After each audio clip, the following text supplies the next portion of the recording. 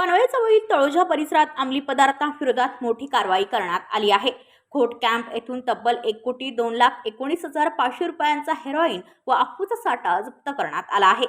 गुप्त माहितीच्या आधारे महावीर मेजेस्टी परिसरात छापा टाकून सुरिंदर सिंग उर्फ काळू आणि मनिंदर सिंग या 2 आरोपींना ताब्यात घेण्यात आले आहे. दोघेही पंजाब राज्यातील रहिवासी असल्याची माहिती आहे.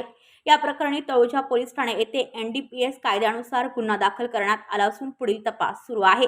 ही कारवाई वरिष्ठ पोलीस निरीक्षक संदीप निगडे यांच्या पथकाने केली असून अंमली पदार्थांच्या अवैध जाळ्यावर मोठा आघात मानला जात आहे.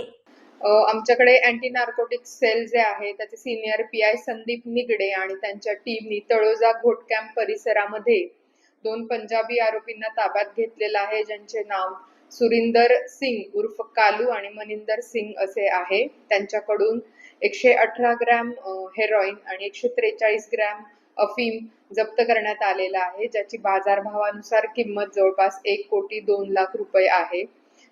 पंजाबमधून हे ड्रग्ज आणून या ठिकाणी विक्री करणार होते.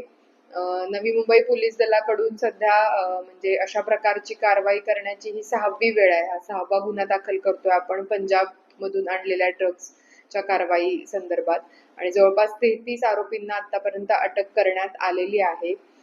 नशामुक्त नवी मुंबई किंवा नशामुक्त भारत अभियानांतर्गत आमचं अँटी नार्कोटिक्स सेल असेल किंवा प्रत्येक पोलीस स्टेशनला स्थापन करण्यात आलेलं अँटी नार्कोटिक्स स्क्वॉड आहे, यांच्याकडून अंमली पदार्थ विरोधी दमदार कारवाया सुरू आहेत.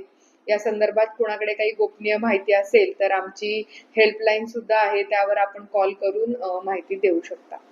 ब्युरो रिपोर्ट पनवेल वार्ता न्यूज. आपल्या परिसरातील बातम्या आमच्यापर्यंत पोहोचवण्यासाठी स्क्रीनवर दिलेल्या क्रमांकावर संपर्क साधू शकता. दूरध्वनी क्रमांक 8652414343.